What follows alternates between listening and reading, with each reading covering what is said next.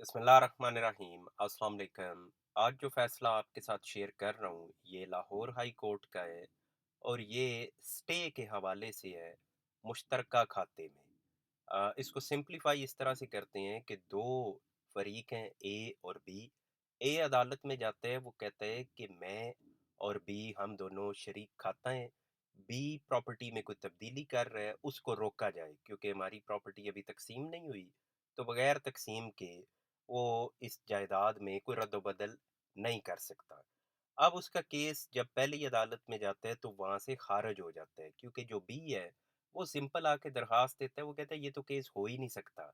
Permanent injunction का शरीक खाता के खिलाफ तो केस ही नहीं हो सकता, और अदालत उसकी बात मान लेती है और ये दावा खारिज कर देती है।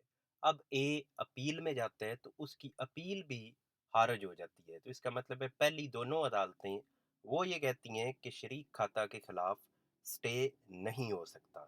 अब आ गया कि हाई कोर्ट इसमें क्या कहती है। तो हाई कोर्ट जब अपना, मैं सिर्फ उसी पार्ट में आता हूँ जो इसमें ज़्यादा अहम है। ये पहले आर्गुमेंट्स हैं दोनों साइड्स के। अब ये हाई कोर्ट अपना फैसला इसमें शुरू करने लगी है। तो वो अपने फैसले में एक केस का हवाला देती है जो काफ़ी पुराना केस है सुप्रीम कोर्ट का, और उस केस में सुप्रीम कोर्ट ने क्या कहा वो मैं यहाँ से रीड आउट करता हूँ। Therefore it can be said without any fear of contradiction that the parties are co-sharers in the suit property। यानी ये एक सुप्रीम कोर्ट का केस है जो इस केस में जिसका हवाला दिया जा रहा है। तो अब उस केस में सुप्रीम कोर्ट क्या कह रही है कि जो पार्टीज हैं केस की वो शरीक खाता है। The question now is whether a co-sharer in such a situation can deal with the joint property in a manner he likes without the express permission of other co-sharers to their detriment। कि क्या एक शरीक खाता बाकी शरीक खाता की मर्जी के खिलाफ प्रॉपर्टी में कोई तब्दीली कर सकता है। अदालत कहती है इस पे हमने डिसाइड करना है। The answer is obviously in the negative and it is settled principle of law that in a case of joint immovable property each co-sharer is interested in every inch of the subject property irrespective of the quantity of his interest। अदालत कहती है ऐसा नहीं हो सकता। यानी अगर मुश्तरका खाता है उसमें आपने कुछ करना है तो आपने जो दीगर शरीक खाता है उनकी परमिशन के साथ करना है, और अगर आपके पास परमिशन नहीं है तो फिर आपने पार्टीशन करानी है, पहले खाता अलग करवाना है, फिर आपने उस अपने खाते में यानी जो फिर आपका अलग हो जाएगा उसमें आप जो मर्जी करें।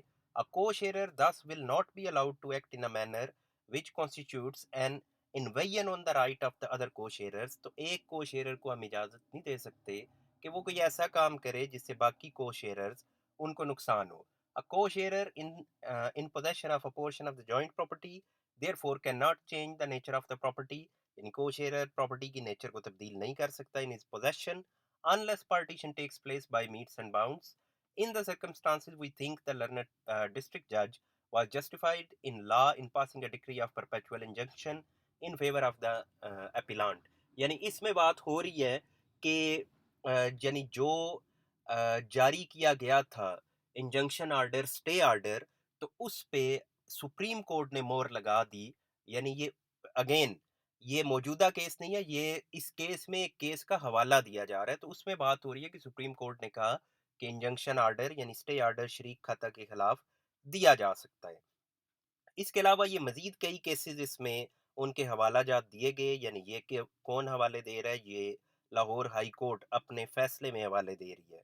अब एंड पे अदालत इसमें क्या कहती है, तो अदालत इसमें फ़ाइनल अपना फ़ैसला देती है इस केस में। अदालत कहती है कि जिन केसेज़ का ऊपर ज़िक्र किया उसमें बिलख़सूस ये वाला case bench comprising of 3 honourable जजेस यानी 3 जजेस ने ये फ़ैसला दिया था। उसमें अदालत ने स्टे ऑर्डर जारी किया था एक शरीक खाता के खिलाफ after having a wait through the principles laid down from time to time with regard to the proposition in the hand.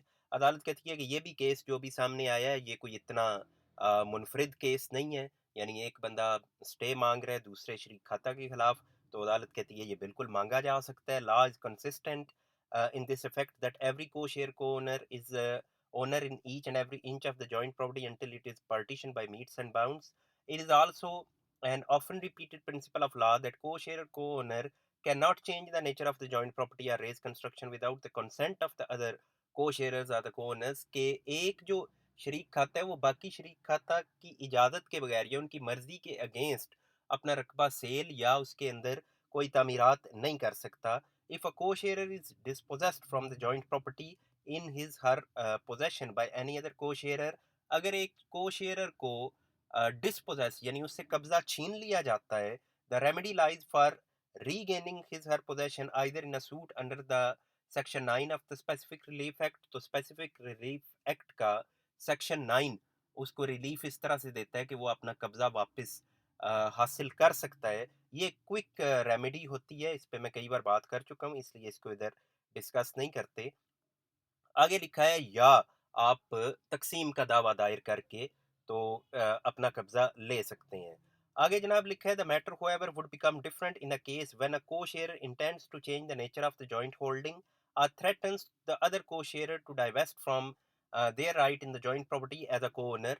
या वो कह रहे हैं कि उस वक़्त हालात तब्दील हो जाते हैं जब एक को-शेयरर दीगर को-शेयरर्स को उन्हें उनका हिस्सा नहीं दे रहा, उन्हें महरूम करना चाहता है, तो फिर अदालत कहती है कि उस बंदे के पास यानी जिसको महरूम किया जा रहा है उसके पास ये ऑप्शन होती है कि वो अदालत में आके स्टे के लिए अप्लाई करे और वो कहे कि जनाब इसको रोका जाए।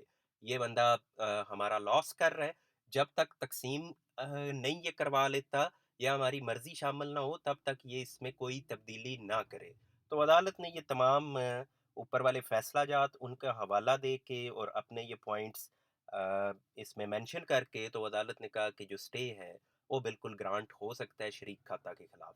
अब मैंने भी इससे कबल ये बात की हुई है, मुख्तलिफ जजमेंट्स शेयर की हैं जिसमें ये बात हुई थी कि शरीक खाता के खिलाफ स्टे नहीं हो सकता। अब यहाँ ये बात हो रही है कि हो सकता है। अब जो पहली दोनों अदालतें हैं उन्होंने कहा कि नहीं हो सकता। सो इट्स मीन लॉ में ये दोनों बातें मौजूद हैं कि बाज़ औक़ात स्टे दिया गया और बाज़ औक़ात नहीं दिया गया। अब इस अदालत ने दे दिया और देते हुए हवाला भी दे दिया है सुप्रीम कोर्ट का, एक नहीं बल्कि कई फैसलों का। अब अनफॉर्चुनेटली हमारे इधर ये इतना गंदा लॉ है, ये जो मुश्तरका खाता का है, इसके जो स्यापे हैं ये ख़त्म होने पे आते ही नहीं है। लोग अदालतों में चले जाएँ, केसेज़ मुकते ही नहीं, जो मर्ज़ी आप कर लो। ये केसेज़ जितने लंबे खींचने हैं आपने, आप इनको खींचते चले जाओ। इसमें बेहतर यही होता है कि आप आपस में कुछ सेटलमेंट पे पहुंच जाया करें, क्योंकि मैं तो हमेशा एक बात करता हूँ कि अदालत में जाके भी आपने 20 साल के बाद इसी नतीजे पे पहुंचना है कि घर बैठ के मामलात को सेटल कर लो, तो यही आप पहले कर लो। ज़रूरी है कि 20 साल का सबक लेके, लड़ाई झगड़े मोल लेके और लाखों रुपए लगा के और उसके बाद आप इस नतीजे पे पहुंचो कि घर इसको मुका लें तो बेहतर है। तो यही फैसला आप पहले कर लिया करो। तो ये बहरहाल एक फैसला था जो इम्पोर्टेंट था, जिस पे सवालात होते हैं, वो आपके सामने बयान कर दिया।